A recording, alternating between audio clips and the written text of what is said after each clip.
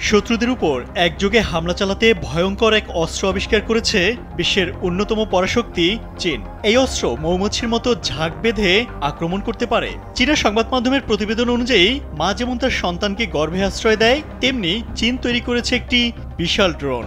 Swarm নামের এই drone তার পেটের ভেতরে আরও ১০০টি ছোট ছোট ড্রোনকে জায়গা দিতে পারে।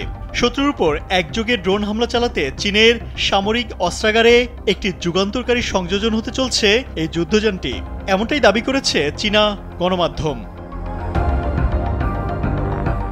শত ড্রোন বহনকারী এই আকারযানের নাম দেওয়া হয়েছে জিউতিয়ান। দীর্ঘ পাল্লার মানববিহীন এই বিশেষ আকারযানটি আনুষ্ঠানিকভাবে চলতি বছরের জুন মাসে প্রথম অভিযানের জন্য যাত্রা করবে।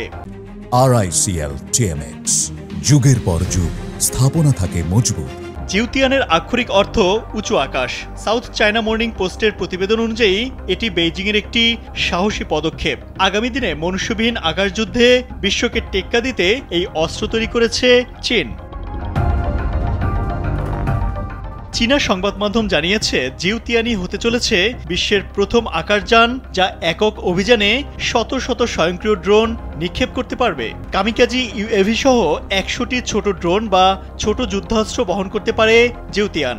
মনুষ্যবিহীন ড্রোন মাদারশিপ টি চীনের পিপলস লিবারেশন আর্মি বা PL এর নিয়ন্ত্রণে থাকবে।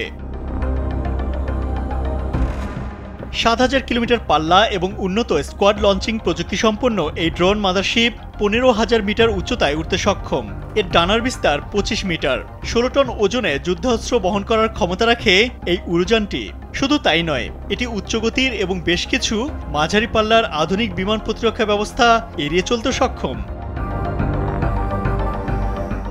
সমরাস্ত্র বিশ্লেষকরা বলছেন এই ড্রোন ক্যারিয়ারটি যুক্তরাষ্ট্রের আধিপত্য বিস্তারকারী দুটি নজরদারি ড্রোন RQ গ্লোবাল হক ও MQ-9 রিপারের সম্ভাব্য প্রতিদ্বন্দ্বী হয়ে উঠতে পারে। মাঝ আকাশে একাধিক ড্রোন উৎক্ষেপণ এবং মাদারশিপকে কমান্ড সেন্টার হিসেবে ব্যবহার করার ক্ষমতা সম্পন্ন বিমান তৈরি করা চীনের বহুদিনের স্বপ্ন। এবার তার বাস্তবায়ন করেছে শি জিনপিং এর দেশ।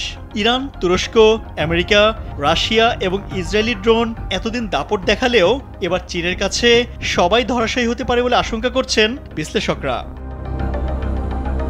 ইমতিয়াজ আহমেদ, কালবেলা।